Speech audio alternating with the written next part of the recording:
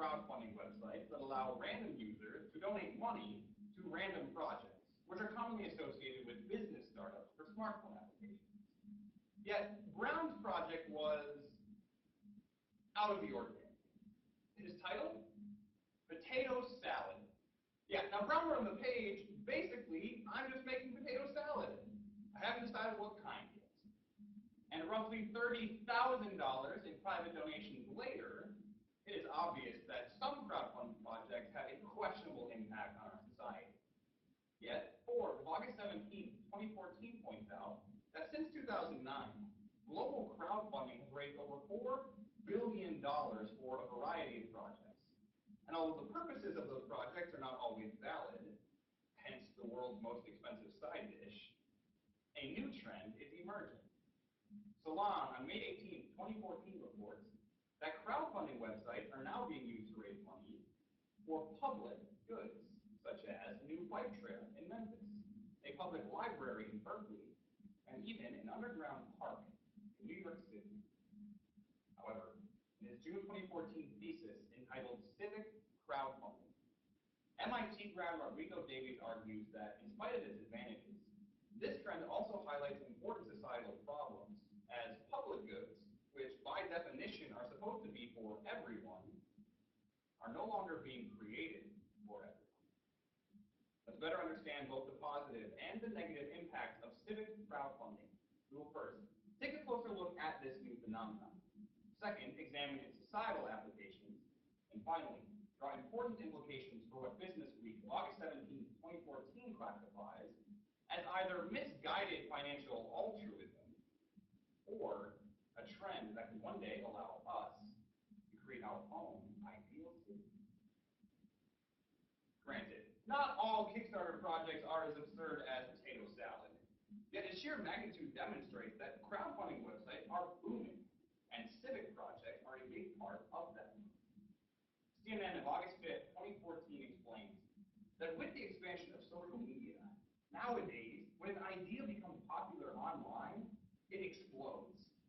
Business Insider August 18, 2014 put this into economic terms, noting that crowdfunding websites follow similar principles to other social media, allowing popular projects to raise money in a way that is, when compared with traditional methods such as a bake sale or sales pitch, instantaneous. However, civic crowdfunding is a special category of this jumpstart mechanism. Davies defines in his aforementioned thesis that civic crowdfunding is the raising of capital from a large pool of donors via online platforms for the development of public assets. In other words, civic crowdfunding is different from regular crowdfunding in that it is using privately donated money to pay for public goods. However, the New York Times, December 12, 2014 argues that crowdfunded civic projects really just highlight the infrastructural shortcomings of local governments, as these projects would and should otherwise be fulfilled by taxpayers' dollars. Yet either way, this trend is rapidly building a path for crowdfunding to both enter and dramatically impact the public sector. On May 18th of last year, Hawaii became the first state to pass legislation that actually includes the term civic crowdfunding, demonstrating not only its increasing prevalence, but also that governments are just now beginning to recognize its very real societal applicability.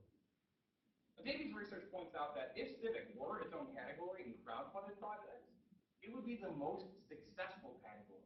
Close to 80% of projects that fit this definition reach their target goal. Yet, these projects are often somewhat limited in scope, with close to 80% asking for less than just $10,000, and the majority of which being for projects that are largely uncontroversial, such as community gardens or other such reasons. However, civic crowdfunding has demonstrated larger potential. The Guardian of November 22nd, 2014 reports that this past summer, a crowdfunded bridge in the Netherlands raised over $75,000 in an effort to reconnect a forgotten, neglected, and decaying neighborhood in Rotterdam back to the city center. Clearly, civic crowdfunding has some fascinating applications. Yet it's important important to note that current laws aren't keeping up with those applications. In spite of the fact that crowdfunding has gained so much attention, it now even has its own publication. Crowdfunding Insider on December 7, 2014 explains that federal and local governments alike have yet to address what role they should play in the implementation or regulation of crowdfunded civic projects. Moreover, these projects are only funded by those with enough extra money to donate, which is exclusively reinforcing the values of higher socioeconomic classes. Moreover, the Chicago Tribune of August 30th, 2014 explains that many large cities, like Chicago, where civic crowdfunding has become prevalent, are now scrambling to define their involvement in these projects. However, although the future of civic crowdfunding faces some legislative uncertainty, its practicality and its momentum are fostering serious socio-political consideration. Civic crowdfunding is a rapidly growing phenomenon that highlights an expanding horizon of what crowdfunding makes possible, even in the public sphere, which leads to two important implications. First, the redefinition of communal economy. Second, inadvertent discrimination. First, using crowdfunding to pay for public goods drastically alters the role of community fundraising.